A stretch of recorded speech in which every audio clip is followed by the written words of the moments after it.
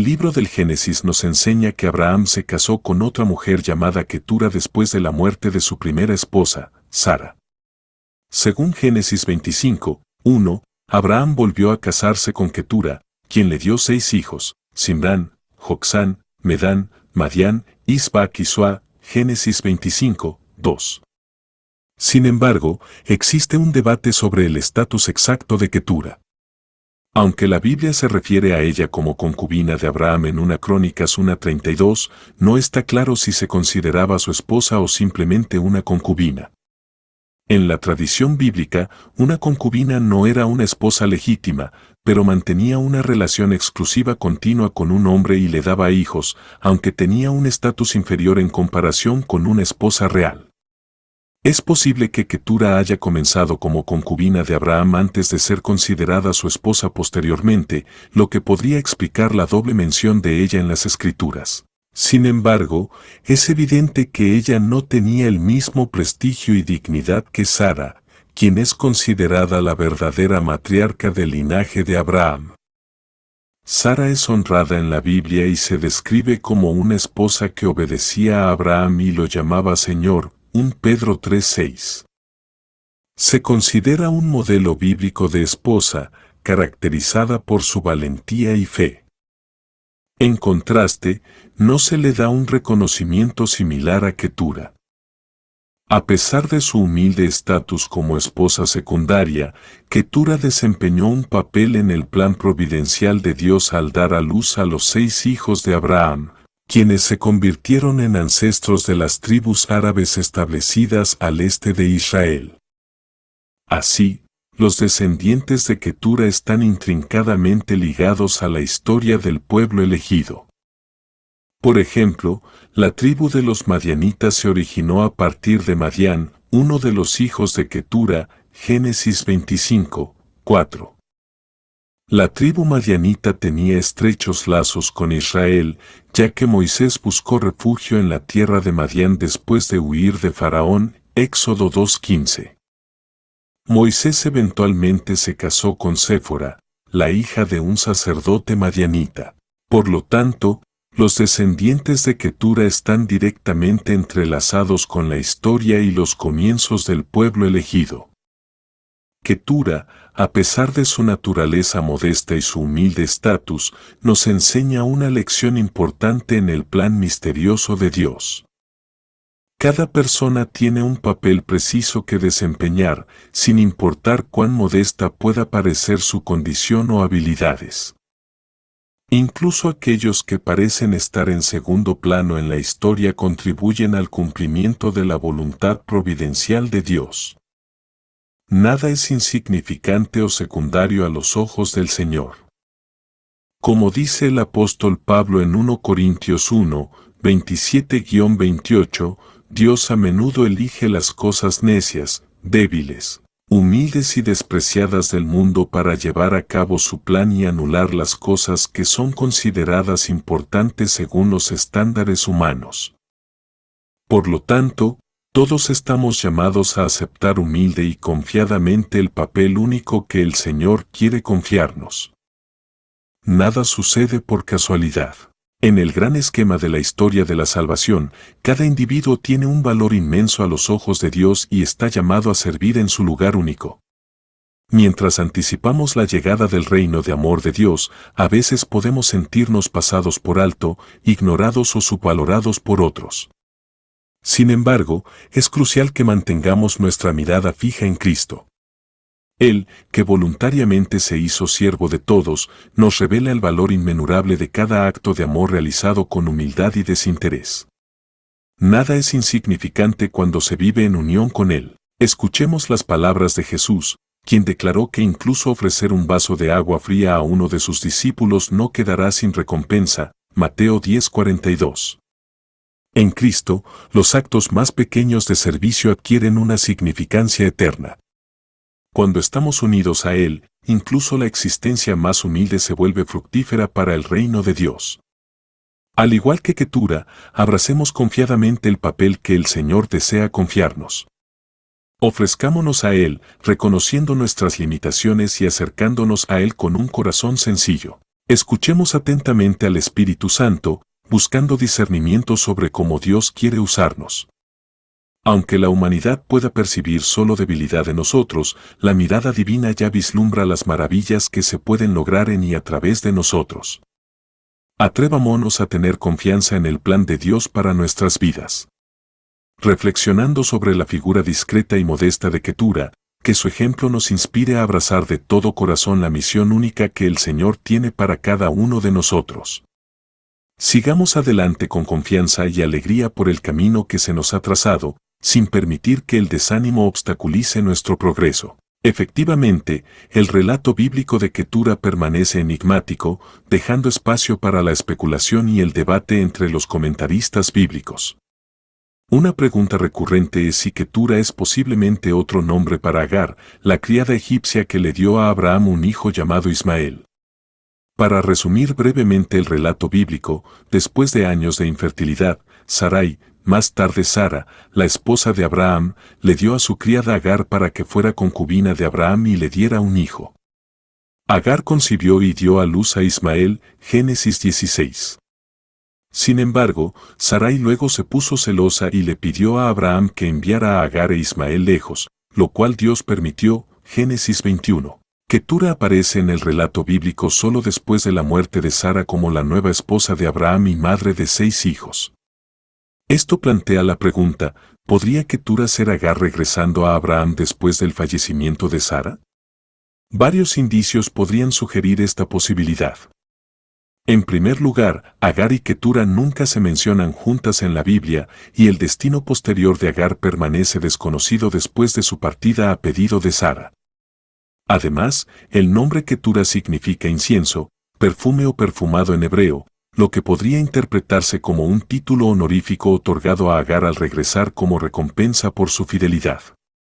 Algunos padres de la Iglesia, como Juan Crisóstomo, respaldaron esta opinión, creyendo que Agar, después de un periodo de prueba, fue reintegrada al hogar de Abraham bajo el nombre de Ketura como un acto de reconciliación y unidad. Sin embargo, otros argumentan que nada en el texto bíblico identifica explícitamente a Agar con Ketura. Además, sus hijos se enumeran por separado, lo cual parece incompatible con la noción de que son la misma persona. Además, un cambio tan completo de identidad sería único en la Biblia. Por lo tanto, al carecer de pruebas bíblicas definitivas, la identificación de Ketura con Agar solo puede quedarse como una hipótesis intrigante pero no verificable. El debate exegético entre los defensores de ambas posiciones continúa, y cuando nos enfrentamos a la incertidumbre, es sabio no sacar conclusiones apresuradas sobre asuntos más allá de nuestro conocimiento. Ya sea que Ketura sea Agar u otra mujer, el significado teológico sigue siendo el mismo. Como esposa secundaria, ella simboliza la elección divina que puede manifestarse de manera inesperada, incluso en lugares inesperados. Representa una descendencia de bendición que se extiende más allá de la descendencia legítima. En este sentido, su identidad específica importa menos que la promesa que encarna. Otro aspecto misterioso que rodea a Ketura es la ausencia de información sobre sus orígenes, raza y pueblo. A lo largo de los siglos, han surgido varias hipótesis para llenar este silencio bíblico. Una posibilidad concebible es que Ketura, al igual que Sara, la primera esposa de Abraham, procedía de la región de Canaán. Efectivamente, los orígenes étnicos exactos de Ketura siguen siendo esquivos debido a la falta de información explícita en el texto bíblico. Se han propuesto varias hipótesis por parte de teólogos y académicos a lo largo de la historia, pero siguen siendo especulativas y conjeturales. Una posibilidad es que Ketura, al igual que Abraham, pudiera haber provenido del pueblo cananeo entre quienes vivió antes de su llamado. Otra sugerencia es que podría haber tenido su origen en un grupo estrechamente relacionado pero distinto, como los arameos. Algunos proponen un origen del Medio Oriente, señalando la península arábiga como posible lugar de origen, donde también se ha asociado a algunos de sus hijos, como los madianitas. Esta perspectiva ve su pacto como el marcador de la inclusión de pueblos de esa región en la bendición de Abraham. Ciertos padres de la Iglesia, como Agustín, incluso propusieron que Ketura podría haber provenido de tierras más distantes, como Etiopía o el sur de Egipto. Esta interpretación enfatiza la universalidad de la salvación en Jesucristo, que se extiende a toda la humanidad. Además, el significado del nombre Ketura, que significa incienso o perfume en hebreo, ha llevado a algunos a especular que podría haber venido de regiones productoras de especias como Arabia o Yemen. Además, dado que varios de los hijos nacidos de Ketura tienen nombres asociados en la Biblia con pueblos del sur, potencialmente de piel negra, algunos teólogos han sugerido un origen africano negro para ella. Esta hipótesis la relaciona con los madianitas, ubicados en el noroeste de Arabia, que estaban vinculados a poblaciones africanas. Ya en el siglo IV, Juan Crisóstomo consideraba a Ketura etíope, de la región de Nubia al sur del antiguo Egipto. Esta visión presenta a Ketura como una esposa de las naciones, en contraste con Sara, la matriarca legítima del pueblo elegido. Algunos estudiosos contemporáneos también asocian a Ketura con los cusitas, un pueblo nubio representado como de piel negra en la Biblia. Según esta perspectiva, su pacto con Abraham anticiparía la futura integración de las naciones africanas en la bendición divina. Es importante tener en cuenta que estas teorías sobre la etnia de Ketura no se pueden verificar y son puramente conjeturales. La Biblia no proporciona información explícita sobre el color de su piel. Algunos críticos argumentan que es una proyección anacrónica de categorías raciales modernas sobre un texto antiguo. Sin embargo, el debate en torno a un posible origen africano de Ketura destaca su asociación con una elección divina universal que trasciende los límites del pueblo elegido para abarcar a toda la humanidad. En conclusión, aunque los orígenes étnicos de Ketura sigan siendo oscuros, su significado trasciende una raza específica. Ella representa una elección divina inesperada y una gracia de integración ofrecida más allá de los límites convencionales. Su enigmática identidad refleja la universalidad de la revelación. La persona misteriosa de Ketura invita a la humildad y nos recuerda que la palabra de Dios contiene aspectos que superan nuestra comprensión. La Escritura revela sus riquezas gradualmente y debemos acercarnos a ella con paciencia, evitando imponer marcos preconcebidos. Debemos ser cautelosos con las teorías especulativas, pero también abrazar los misterios bíblicos como una invitación a explorar continuamente los tesoros de la revelación. Amén. Tus palabras expresan de manera hermosa el profundo misterio y cumplimiento que encontramos en Cristo.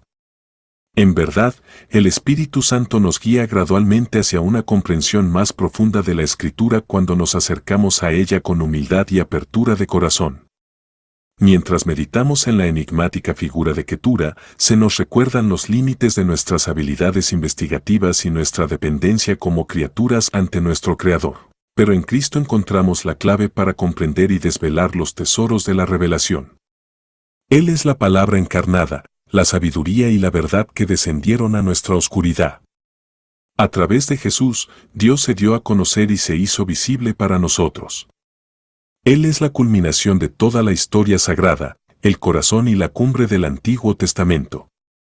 En él, la ley dada a través de Moisés encuentra su cumplimiento y la gracia y la verdad se revelan. Sigamos contemplando continuamente a Cristo y escuchando sus palabras. El misterio de Ketura y de todo el Antiguo Testamento encuentran su verdadero significado en él. En Jesús, el Dios infinito se hizo un niño pequeño, lo insondable tomó forma humana y la luz no creada entró en nuestra oscuridad. Este es el amor incomprensible de Dios, que se hizo cercano y tangible en Jesucristo. En este día, alabemos, bendigamos y adoremos al Señor por el invaluable regalo de la encarnación. Es a través de Cristo que nuestra sed de verdad queda plenamente satisfecha. Él es el camino, la verdad y la vida, y en Él se revelan las promesas de la antigua alianza. Él es la luz que da vida a las Escrituras para nuestra salvación. Bendito eres, amor crucificado, que continuamente te entregas a nosotros. Que tu nombre sea alabado y sea la gloria para ti, Señor Jesús. Amén.